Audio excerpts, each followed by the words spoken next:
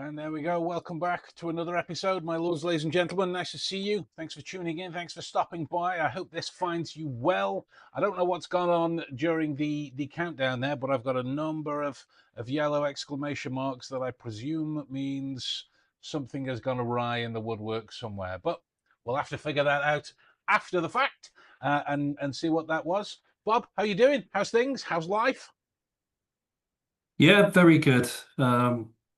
Hot weather continues, forest fires and God knows what else. But apart from that, and a new prime minister, everything's fine. Well, I'm sure that with that final thing, most people will be thinking about ringing in the apocalypse. Um, Now let's turn to this evening's festivities more directly. Um, we've got a long-time friend of the both of us in for a chat, so maybe that's a kind of social nepotism, but we're definitely going to be taking advantage of the fact that he is a legend of his industry, and we can all capitalize on learning several gold things that he has to share with us. So, ladies and gentlemen, please put your hands together through the virtual ether for Mr. Jim Wenzel. Yeah, the crowd goes wild. I Hey always Ben, worry hey about Bob. doing that bit, mate. How's it going, mate? You well? Good, good. Thanks for having me, guys. It's great to see you, Bob. I know it's been too long. You know, Yeah, uh, been a while. Ben, as usual, it's great to see you. Thanks for having me, and looking forward to having a great discussion with you guys this afternoon, evening, depending on where you are in the world. Yeah, that's it. Wherever it's clocked on. So, I mean, let's waste no time then, mate. Let's waste no time. So, I asked you to pop on with the idea that we were going to talk about the training angle specifically towards your field of expertise, that of protective work. Obviously, there are bleed overs to other areas as well. But if we look at that in as in depth as we can, let's open tonight with at least in my minimal experience, is kind of a misunderstanding in that when it comes to protective work and things of that nature, it's largely physically action, not as in running, shooting, but it's doing things. It is being places. It is situational awareness. It is all of these things, and yet there is a distinct element of planning and critical thinking and specific areas that need to be focused on during the process that gets left out. Would you say, or am I misunderstanding the flaw? No, I say you're not misunderstanding anything, right? A lot of folks see like the end result, right? They see the guy in a suit or whatever is out there, and they're like, "Oh, that's really all they're doing." Um, but I'll say like amongst different roles, right? Because the company I own, like Dell, we work and we deal with the protective intelligence aspect, assessments, operations planning, investigations, and of course the training aspect, right? And across all those roles, one thing is kind of remain consistent, right? The best protective work usually happens before anyone realizes there's a problem, Yeah. right? And the stuff that gets glamorized on your social media, gets the followers, is the tactical stuff. But protection is not just that collection of tactical skills, right? You got to have the ability, like you said, the ability to observe, assess, communicate, position, and make sound decisions early enough to keep your principal out of the crisis. So Mm. really, protection is proactive prevention. And as you hit on, and I kind of touched on, right, that the public usually sees that through the lens of like the aftermath, right? You see an attack happen on TV or an evacuation, someone having to draw a weapon, or we're walking in a formation, or a physical intervention.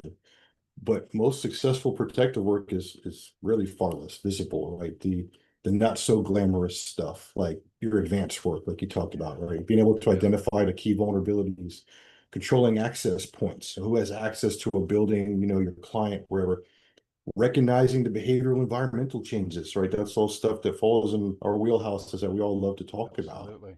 Maintaining your appropriate positioning, right? We characterize our work on things that don't happen.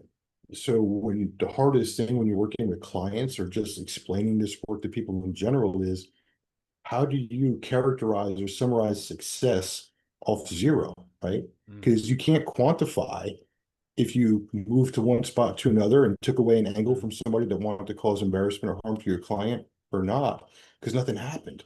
So you can never say, hey, we stopped 100 attacks today or we stopped 0. Well, Yeah. maybe we got lucky, you know. And the other aspect is being able to communicate those concerns and having that adaptability to adjust your plan before the problem develops, right? So again, protection should not be measured by how dramatically we respond. It should Mm. be measured by how effectively we prevent the situation from ever reaching that point. Mm. Love that. It's I always like that line that we've spoken about a few times. I mean, different words, but boring is best. You know, because Yes. for Yeah. at least for me, it kind of sums up that whole thing. You know, that the smooth day at the office, wherever the office might be, Well, that's the is thing the too, ideal right? one It's for not all. even necessarily not even necessarily that, right? When we talk about that, is when I have guys or talk to folks in this and they see all the stuff and it's like, look, the objective here is at the end of the day, the client goes home safe, everyone goes home safe. We didn't have to deal with anything crazy, right? We're always going to be adapting and positioning Of course. all the time. Things are ever changing, the environment ever changes. The ability to hit those curveballs and move without bad things happening is key. But at the end of that shift, right, the end of that day or end of that event, if Mm. you're not mentally and physically just exhausted because you're on your feet and you're constantly processing an environment, and then also having the most significant boring day of your life, you're not doing protection work. Yeah. But if we find ourselves having to go to any of these tactical things we see on social media or in the movies, somewhere along the line, somewhere in the plan failed, right?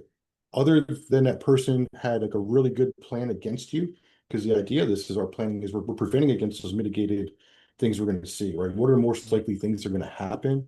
And we're hardening that, right? We're trying to Yeah. prevent that from happening. So in order for someone to get that drop on us, they had to have planned and outsmarted us. Or two, we got lazy somewhere, right? And we missed Mm. something. You cut a corner on it in advance, or you didn't go check a building.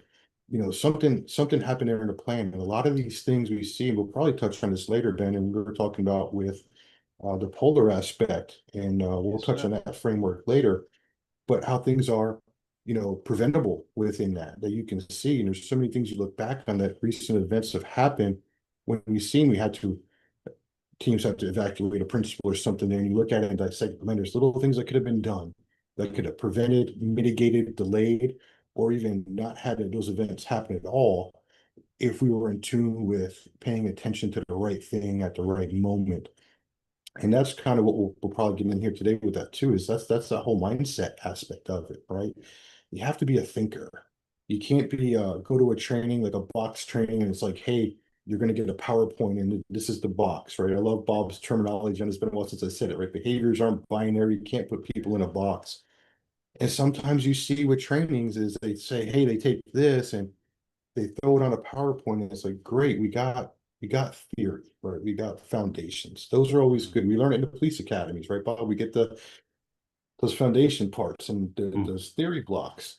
But it's not till we actually get out on the street or get out here actually doing the functions and the application aspect do we see where theory sometimes doesn't always work out. And we have to be able to adjust and adapt that within the theory. Like we got a foundation and a framework, and we know, hey, this is the objective. Well, not every environment's the same. You guys see a heck of a lot of different stuff in the UK than I'm going to see in different states here in the US. So sit here and say, hey, this theory in a block in the PowerPoint is this, and then think we're going to directly apply that to where you guys are, where I'm at, or take a low threat to a high threat environment. No, we just need to know, right? The key things in this is maximum protection in the moment of the client, right? That moment's always changing. Every time we step forward, it changes. The four pillars of protection: detect, deny, deter, and defend. Okay, well, as long as we understand those four pillars, we can put it in any environment. What are we detecting for? Potential threats, right? How are we deterring it? How are we denying access? That's what the framework around this, the theory gives us. Now within those pillars, within those environments, in our planning, we Mm. what does that look like? Mm. That changes. What's changed? How is it changing? And I think that's where some programs and some things, go amiss in those regards, is they don't really get those concepts in. They get more into the theory and they do the PowerPoint. And they don't really get these guys making decisions, right? We've all taught, Bob, I know you've taught, and correct me if I'm wrong, you even lectured, in the university. Ben, you've taught for years. Do we want these students to expert? We want them to own it, right? We don't want them to be another Bob or another Ben or another Jim. We want them to be able to take the information that we're giving them, be able to process that information, and they need to be able to respond to these different scenarios and act accordingly with how their brain functions. I don't want them to think or do what I did because, hey, that's how Jim taught it and that's the decision Jim came up with. Okay, well, we can run the same scenario and we'll probably get the same result, but we'll probably have three different ways of getting there between the three of us just because of how we process the information. And there's nothing wrong with that. And a lot of people, different instructors I come across, different schools I've been around over here, I see like it's kind of like they use these platforms, unfortunately, for war stories, right? There's a lot of experienced people, but you can't use it as a platform, for that. They have to be relevant, they have to make sense, they have to apply, right? Your experience should be able to be turned into your curriculum, right? It shouldn't be the other way around. And you have to be able to train for the decisions, not the drill. You see all these practical stuff, firearms training, they drill, drill, drill. They're really good at drilling. Okay, but let's reverse engineer that.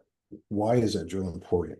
What is it preparing us for? What decision, what scenario, what environment we're going to be in where that is the option, right?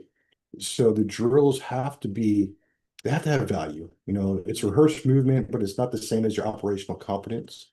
Just because you can perform a formation, evacuation, or drill perfectly when the threat direction or required response is already known, right? Because we're telling you, it's training. Hey, contact front. Okay, they know where they're going. Real operations are going to involve incomplete information, conflicting priorities, right? Distractions, environmental limitations, and human behavior.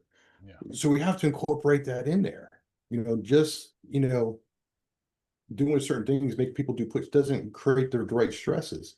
So if we're looking at good training, right, then we should be forcing students in this environment is, what are you observing? What's changed, right? Why does it matter? What options are available to you? What action is proportionate, right? What are the consequences of acting or not acting, right? We talk about overreaction, underreaction in this realm. Sometimes you can do too much too fast because you're processing, you don't have the right structure of information. Yeah. And then how will you communicate it, right? And that's one of the things too, no one really touches on how you communicate these processes. We can have a gut feeling, but if we don't articulate that or have a framework in which that can live, then you can't really articulate it right to your team or other people to justify it. And especially here in the US, right, there's certain laws that govern behavior and use of force. So if we can't communicate these certain things or these gut feelings right within a framework, then how are they defensible if we ever or get brought into a court or something happens and you do have to go to those levels of force? So Absolutely. all this stuff has to be taught and trained and understood.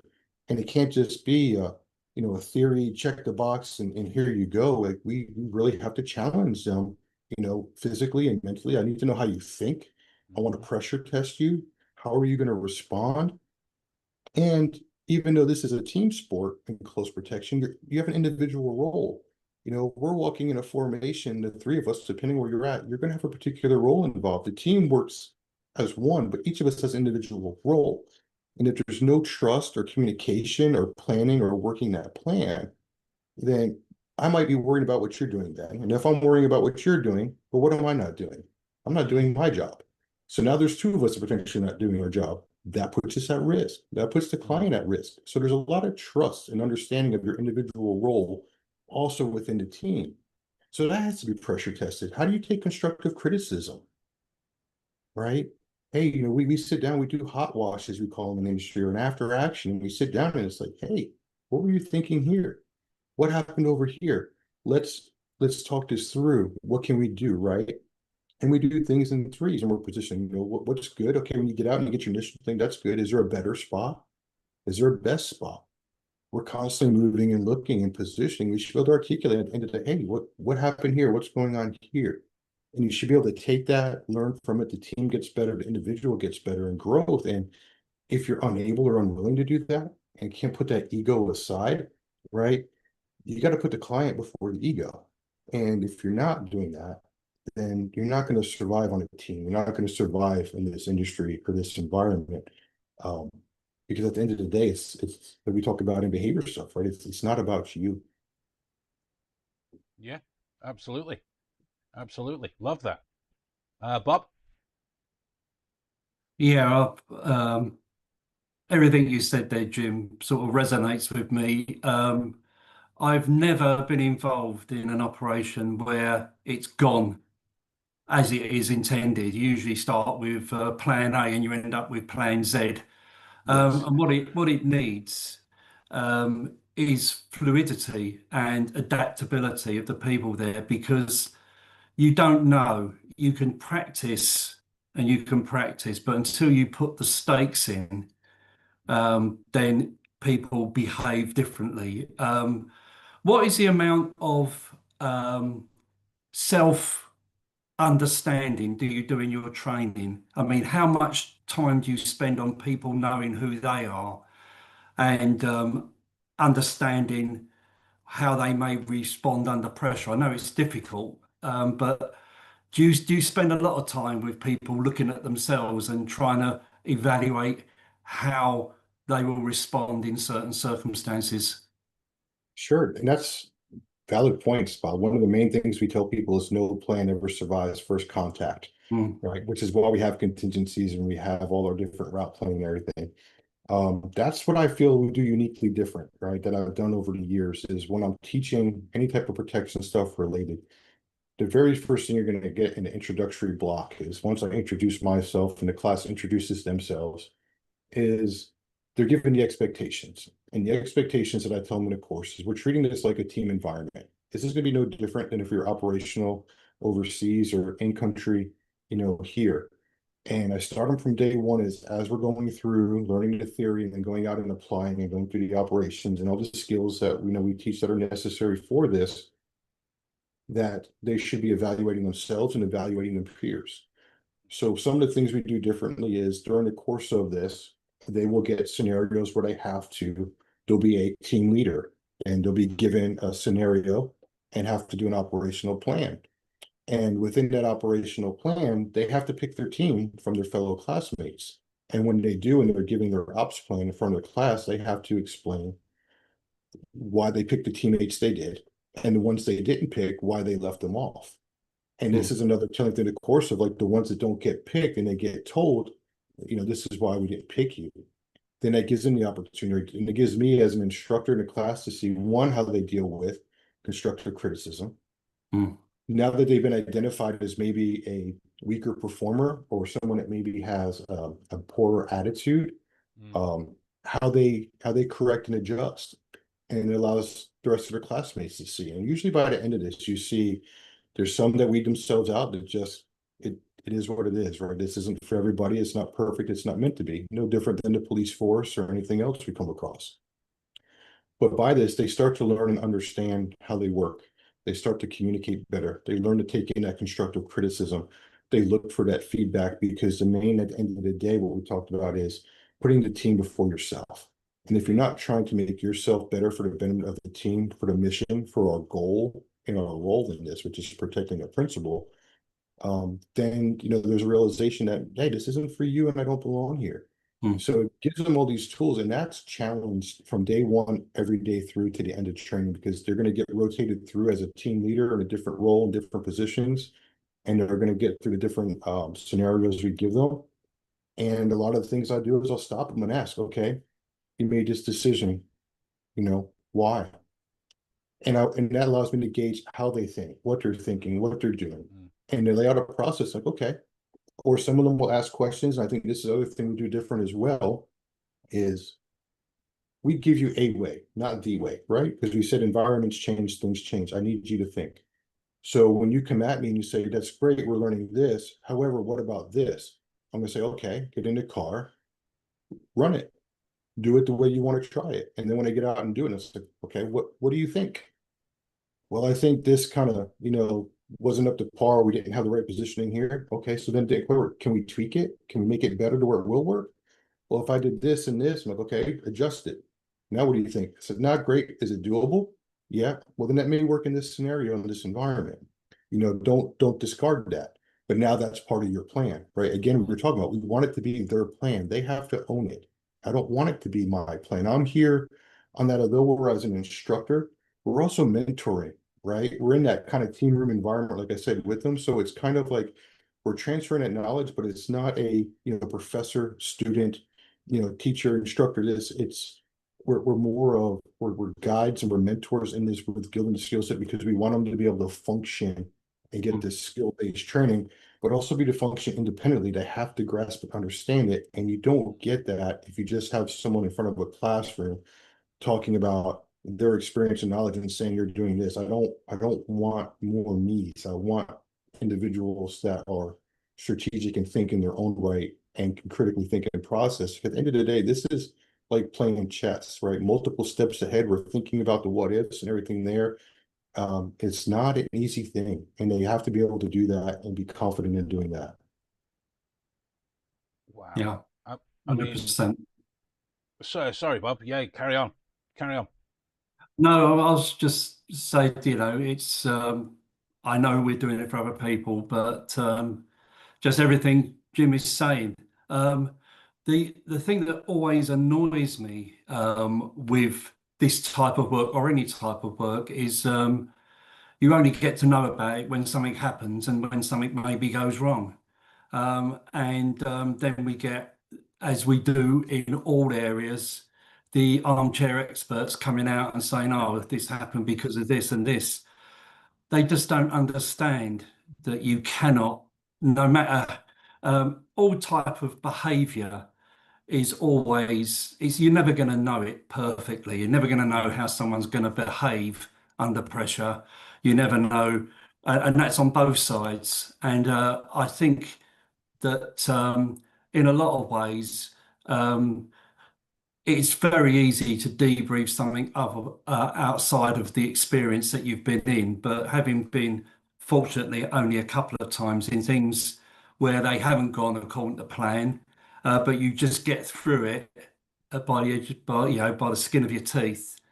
Um, it's very easy to criticize, but what you do, Jim, is extremely difficult because it's a real high risk situation.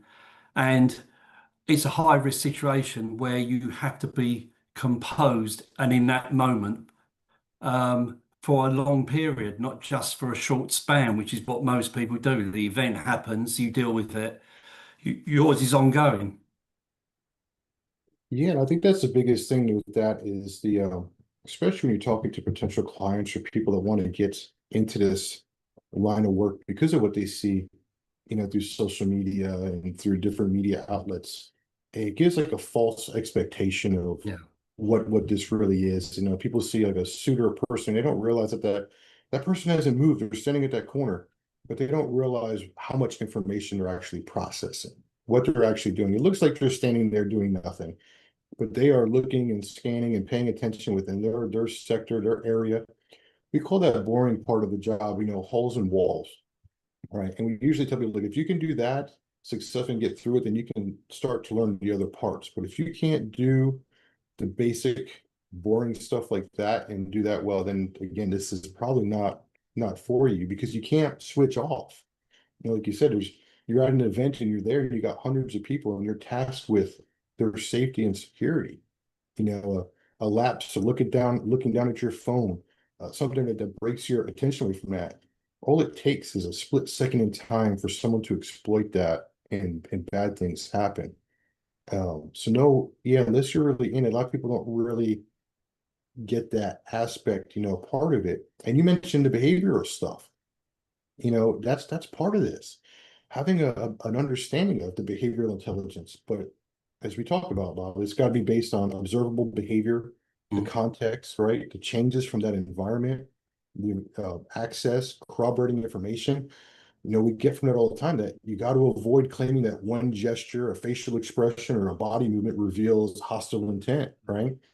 So we don't observe behavior so we can assign a label. We observe it so we can determine whether something has changed, whether it's relevant to the protective environment, and whether an adjustment is necessary, right?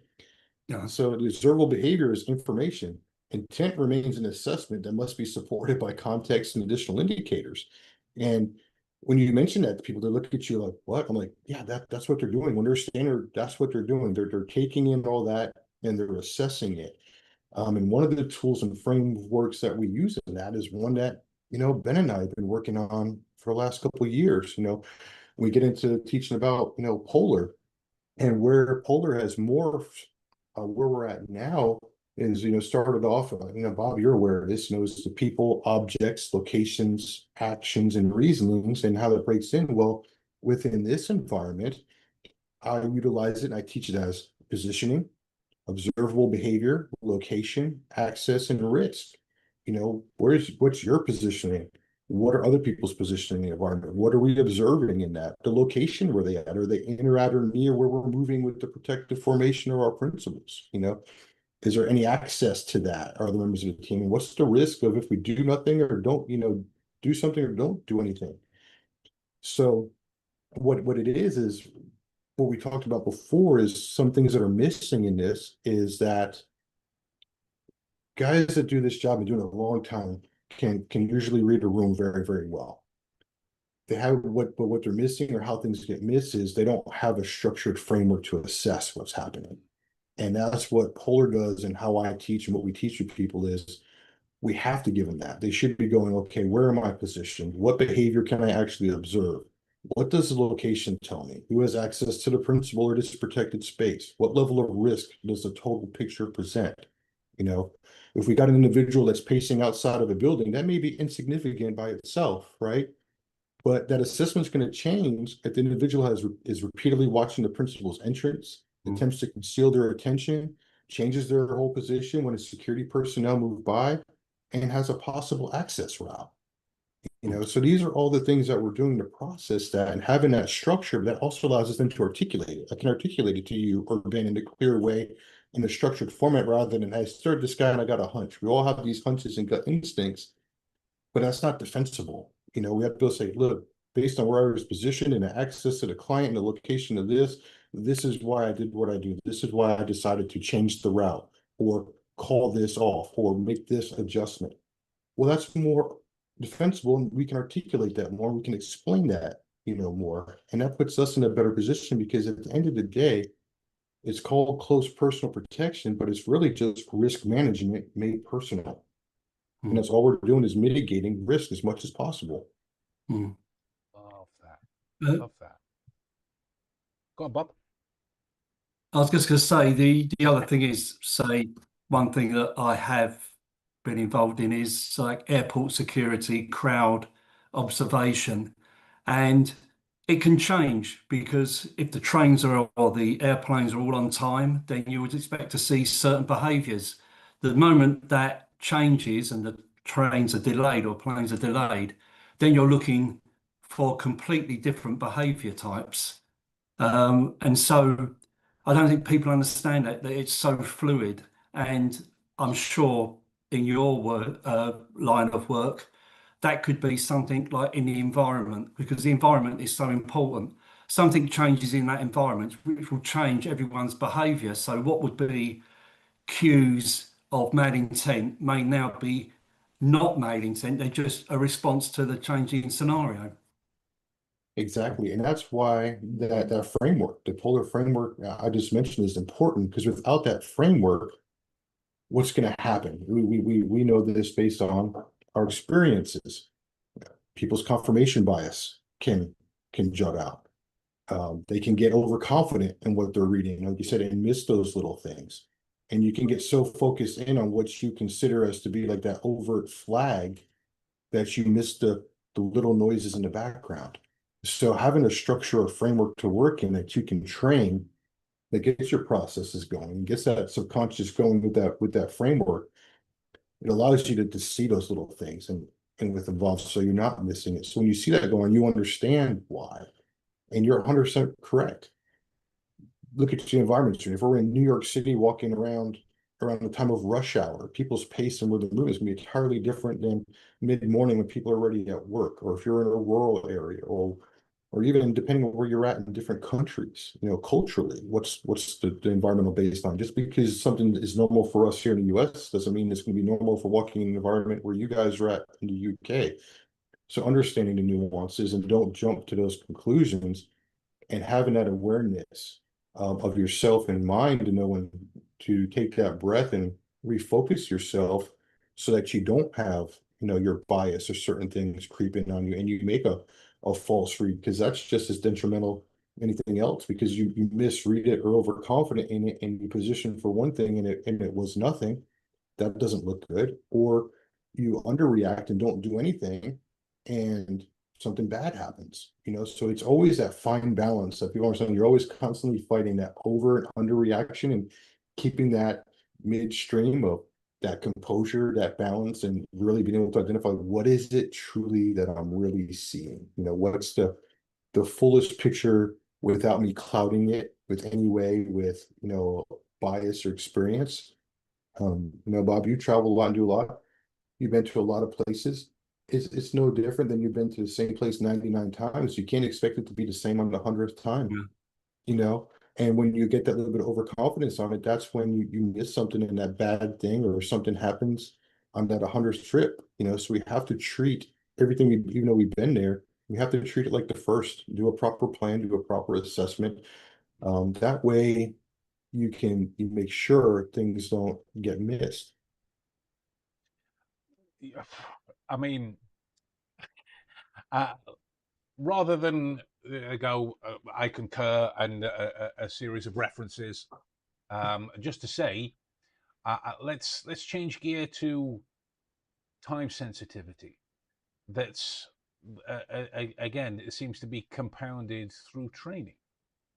In that, specifically with law enforcement, definitely in a lot of the emergency services en masse, you're given a day, maybe two at the most, to get to grips with new material before it's being rolled out to part of your working world.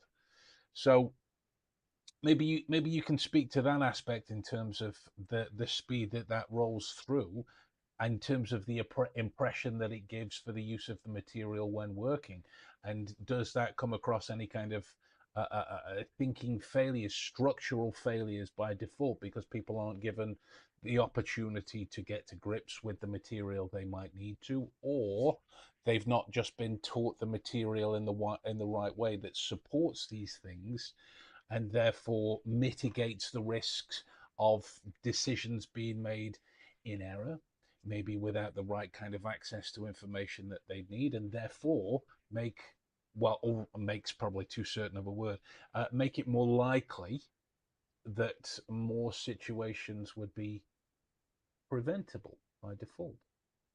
Ooh, that's a loaded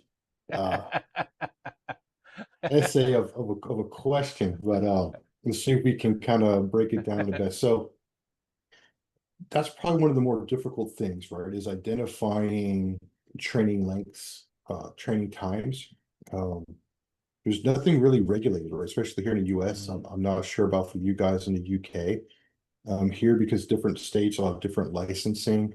There's different schools, different nuances. So it really comes down to the students, what they're looking for, really to do due diligence on the education they're seeking. Right? You should always learn, but go and look for the right schools that's going to give you what you need, and then hope for that. This is a very skill-based type of work, right? So one thing is I try to tell folks, if you go to a course and it's predominantly a PowerPoint, well, one, you're really not doing much overall for the adult learner, right? And secondly, you really can't learn the skill sitting behind a desk. You're going to learn a skill from repetition, right? Trying and failing, trying and succeeding, trying and failing again, right? So that's the big component. Now I'll try to like dissect what you said too. So the law enforcement side, one of the biggest things that I've seen is they're being tasked more and more with protection type roles. A lot of the sheriffs are elected officials, so sometimes there to help with governors. Some larger agencies have protection training and teams and guys will get schooled up, but for the most part, your mid-sized, smaller agencies, they don't. And what I find when I teach the different law enforcement agencies is like the biggest thing or the biggest hurdle, the toughest one to break is the mindset, right? And what I mean by that is like here in the US, traditional law enforcement is primarily reactive in a sense, right? They get called, they get dispatched. Yes, they can be proactive on like traffic stops and things there. They can take initiative on, but for the most part, call comes into a 911 center, they get dispatched to it, and they handle the call within the scope of the law. Of course. And what we talked about earlier when it comes to protection work, it's proactive prevention, right? It's two different worlds.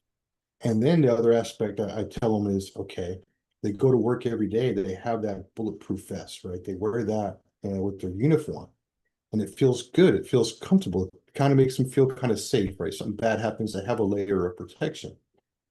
Well, on this side of the coin, when we're doing protection work, that vest is no longer for them, it's for the principal. That's usually a significant shift of like, oh, this is no longer about me, it's about them. And then you get into when we're dealing with walking through crowds and people, we're taught in the academy, we carry firearms and tools on our belt to keep people, arm's distance away. We don't want people within our bubble. Close protection is just that. People are going to be in and around our bubble. We got to get comfortable with people being around the tools. And the response is to kind of get that distance. So one of the big things to kind of break them is a habit of putting hands on people to get people away. And that's that overreaction part, right? And it's no fault of their own. It's how you're ingrained, because police work is different than protection work. Of course. And you can't just teach that, in a day. That takes repetition. And you have to work with it, because a lot of the guys that get tasked with it are here in the US are more your SWAT guys, right? Your special weapons and tactics guys. They have a very specific job with it, and protections. So you're really taking like way two separate things. Yes, they're highly skilled and proficient in what they do, but it doesn't directly correlate to protection. And you got to be able to turn off those sides of the coin. And that's what you see in a lot of videos and stuff out there, is the officers that are involved that haven't really gotten ingrained into training or reps with it. Police will rely on patrol police tactics, and then that happens and they forget about they're there to protect in the prevention part. And then in some instances they've gotten lucky, things haven't gotten hurt. And again, it's like it's no fault of them, but that's where like the training gap has to happen, and where those reps have to happen. And then just for in general, for other people in the private security side, it's the same kind of thing. You can sit and you can get out there and rep, but then it falls on the individual. They have to sustain that. Sometimes you go to an organization or a training, and depending on where you're at, the operational tempo can be so high that you're constantly going and moving with the client. There's very little or minimal time for training.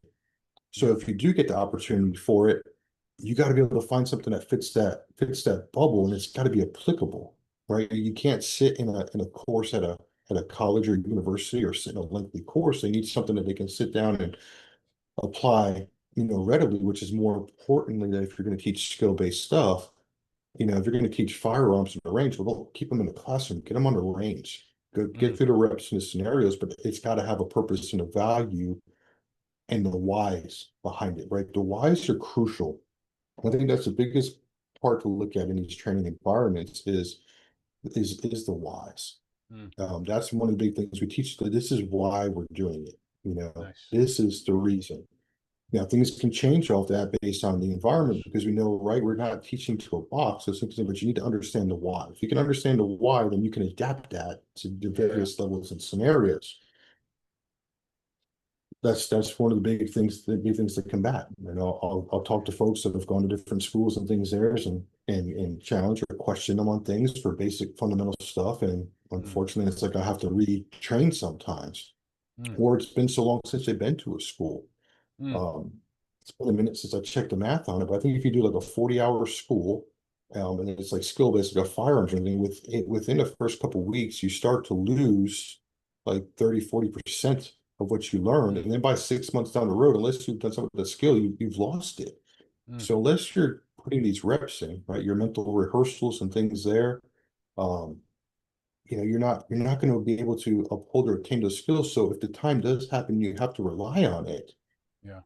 It's not magically going to appear. So that's where it's like, if it's communication, if it's utilizing the polar framework, right? If it's utilizing your firearms, your driving, communication, you have to constantly be getting some sort of rep in, get out and talk to people. That's the other part of our job is talking to people. When we're doing our advances and going to hotels and restaurants, our clients don't want to be in public eyes. So we have to really get people that persuasion and influence aspect of understanding people. Of, hey, can we utilize a side door? Or can we put our person here? Not give them, real names of, certain people, because certain people of high value, high net worth, not everyone likes all the time. You go into a restaurant and give your client's name, and next thing you know, it's all over social media. And now when you show up for that dinner, you got all these people blocking the entrance to the restaurant. That's a whole nother problem you got to deal with, right? So those fall into how do you plan? Well, part of that plan is your communication, being discreet. There's so many elements and layers to protection, within that have to be understood and comprehended. And that's where I think you see things too, where we do different too. We break down all these different components. We can get really granular. We do a longer academy type program, but then we break down certain specific parts we pull out, where we can just focus on each particular section with it to give them that. They can get that sustainment. They can get that 3-day course or something and get those skills and hammered out and get back out there. And especially when we're working out, some guys come up to them, hey, I need more help on advanced work. Sure, we can sit down and we'll go do it. But guess what you're doing after you get a quick point of how it works and how they work? You're going out there and you're getting snares, and you're going to go do advances. You're going to go do your route planning. You're going to go do your contingencies. You're going to go look for all these different elements, which is like a 7-page document. Yeah. And you're going to learn to do that. You're going to get proficient in that course time, because that's what you're going to get is those reps. No different than anything else. Your site survey, same thing. You're going to learn how to do that, the purpose, the meaning, the why, and the reps behind it. So when you go out there, one, you're marketable to a potential employer, but you're also capable and competent and confident in doing the job. Love that. Now we, as it comes to the end of our time, I'm gonna try something out that I've never tried with people before.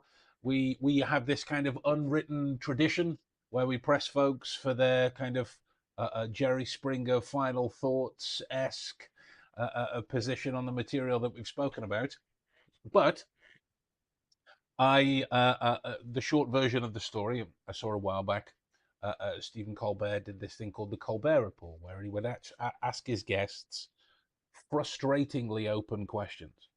And given that we all function in one way or another through the questioning or delivery of questioning methods towards people, I thought it would only be prudent to create some even more frustratingly open questions about the material that we've been speaking about, to really see where it is that, well, I created the question, so I get out of this one scot-free. To see where you guys go on the material. Okay, and if you guys like this, let us know. If you don't, let us know as well. I'm kind of flying by the seat of my pants. It was an idea, and we'll try it out. So, fellas, again, frustratingly open. What's the best technique?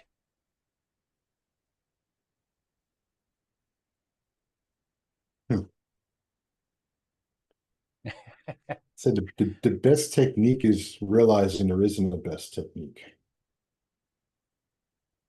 Yes. Right?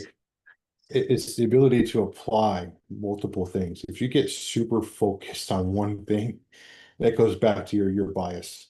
And I feel that if there's no one size fits all in anything out there, there's no magic pill, there's no magic formula.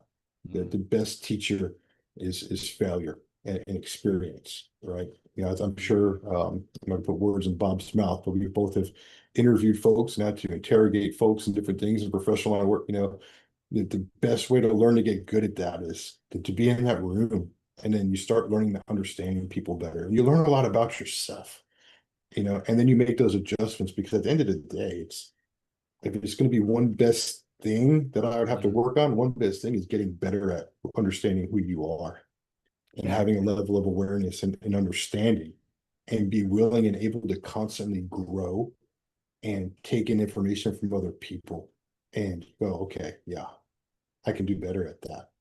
At the end of the day, it's about being a better human. overall, regardless of this, just being a good human, be open to it.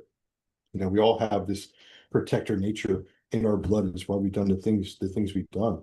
But you're not going to get anywhere focused on one thing, because you're going to leave out so many other things. That if I just focus on one technique, there's so many other things that I would miss and not get. So I think we talked about the other day, Ben, it's kind of like, you know, and you landed me on the rest of it that I did not learn. So it's like, you know, the jack of all trades, master of none, right? Like you should be proficient and competent in many things, but I would never call myself a master in anything, because you know how we all believe about calling yourself or anyone an expert. It means you capped your ability to learn, and everything's always changing. Environments are changing, society's changing.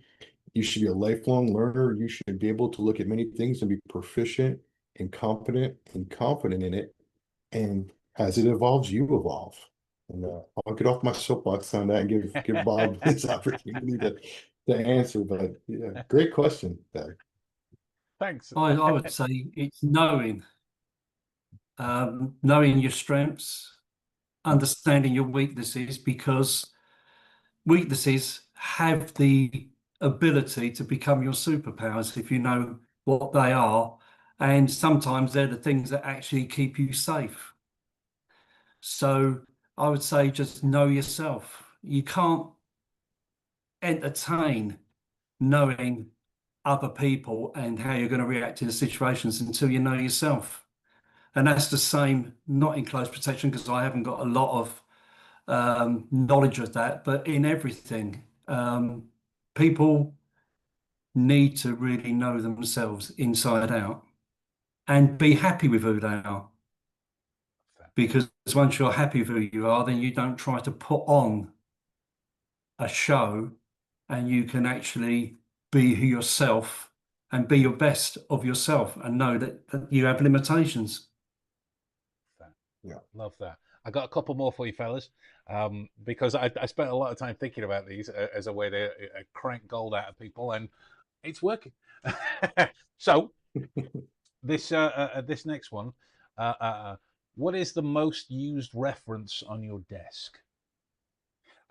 And like, it doesn't have to be the desk you're at now, but your most used reference that is within easy reach, whether that be teaching material, inspirational idea, a connection to a time when you were working with a group of people, or a particular someone. What is the most used reference?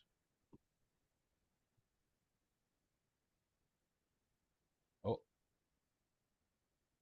I would have to say for me, one of the things I keep a note on, and it keeps you in check, right? Because you need to have some humility in this work. One of the key things I say and tell people is the principal should never pay for the protector's ego. oh, that's magical. Yes, love that. Love that. Bob? I mean, this is nothing to do with what we're talking about now, but one of the things that I use a lot in all different things is something from Brian Eno. Surprise, surprise, because he's my, and it's oblique strategies, which was designed for when you have mental block, and they're just cards that come up with alternative views to try and open your mind a little bit, like try doing it backwards or whatever. And I find that is something which I rely on a lot, because everything you do, close protection work, everything becomes boring. And because it is boring, the nights I've spent sitting in a car for 40 hours, 36 hours, or in the back of a van with no toilet for 36 hours. And Unique it is challenge. boring. And it is 60 hours of mundane for 10 seconds of adrenaline. And that's the job. And it kills you eventually, I think, if you keep it up for too long, especially if you're eating chips all the time and burgers. Okay. Yeah, I think that oh, go falls on. in line with too, sorry, Ben, but that falls No, in you're line good. with being brilliant at the basics. You know, that's being Brilliant at the basics handles a lot of that. The boring stuff. I'm Yeah. good at that. 100%. Sorry, Final man. one. Go ahead with your No, next no, no, you're good. Jeopardy question. I mean, I'm only missing the shining the light in your eyes, kind of thing. I've not got a bad cop or a good cop to bounce off of. The final one, fellas. What is the detail that people walk past every day that they really shouldn't? Ooh.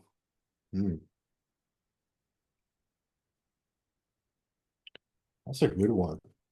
Detail they walk by every day that they really shouldn't. Now, this might change from moment to moment, to context, the Well, situation to I think it situation. could be anything because, one of the things that comes to mind is it brings me to the behavioral aspect of it, and understanding that observable behavior is information, not proof of intent. Mm. Yes. So I think many people miss that, Mm, right? Because there's so much stuff around that. We know we've talked about that a lot in the past and different things when it comes to it.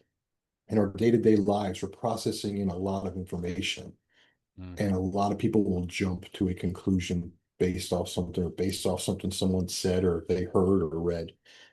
And it's information without the context and everything else that you're looking for. There's no proof of intent. So I think that's the biggest thing people miss is goes back to me again. It's tooted and it's not I'm trying not to self-promote us here, Ben, but not having a framework, within that. You got to have the framework with it because that solves a lot of the problems and the answers, helps you process the information in a better thing. And I think that's what people miss. You take in a lot every day and they don't know what they miss. that's it. Because there's no framework for them to go by to be able to adjust what they've acknowledged or not. Yes. Bob? I can't really add anything more than what Jim said, really. I mean, we're on autopilot most of the time, and we need to snap out of that and actually Mhm. look and see. But be, like Jim says, not just like with behavior, not everything means something. So Mm, there's going to be a lot of information that you can take in that's just totally irrelevant, mm, but you won't know that until you've taken it in. absolutely. Absolutely. So, um, I know that people will be dying to learn more from you, Jim. Where can they get in touch with you if they should feel compelled to do so? Well, for one, I think Bob posted this, and this will be on LinkedIn, so you can find me there. You can find me on LinkedIn. Feel free to connect. I'm always looking to connect with like-minded people. If you're seeking anything, connect with me. Send me a message. Our website, www.procipherps.com is another way. Send us a message and a link. You can find us at ProCipherPS on Instagram through our social media platforms and reach out there. We're usually readily and pretty available as far as that's concerned. Um, and you can track us there. And then are we doing closing remarks now, Ben, I'm assuming? Yes, sir. You Would you are. like to go here? All right. So I hope one, we were able to touch on some things. Hopefully we answered some questions and maybe clarified some stuff more than muddied the waters and reach out. But I'll leave you with this. The close protection profession is not going to improve simply by adding more tactics, more equipment, or more impressive terminology. All right. It's going to improve when we develop professionals who can observe without immediately assuming, assess with allowing our ego to interfere, communicate clearly, make defensible decisions before a situation becomes a crisis, right? Ultimately, close protection is about people, right? We hear hard skills, soft skills. People, hey, no one teaches soft skills. Well, that's because they're hard, but they're human. They're human skills. And that's one of the things I feel that hasn't really been talked about, understanding the human skill aspect, Mm, right? It's about understanding your principal, your environment, your own team, and the behavior occurring around them. mm, So when we train those elements together, we're going to produce professionals who are not merely prepared to react. We're producing professionals who are capable of preventing the reaction from becoming necessary. love that. Love that. With that in mind, folks, we shall love you and leave you. Um, don't forget to subscribe to the podcast if you haven't already, and make sure you stay tuned for part two because we've got more to discuss. I think it's pretty clear. So yeah, we'll see you very soon. Take it easy. Thank you guys. I appreciate your time.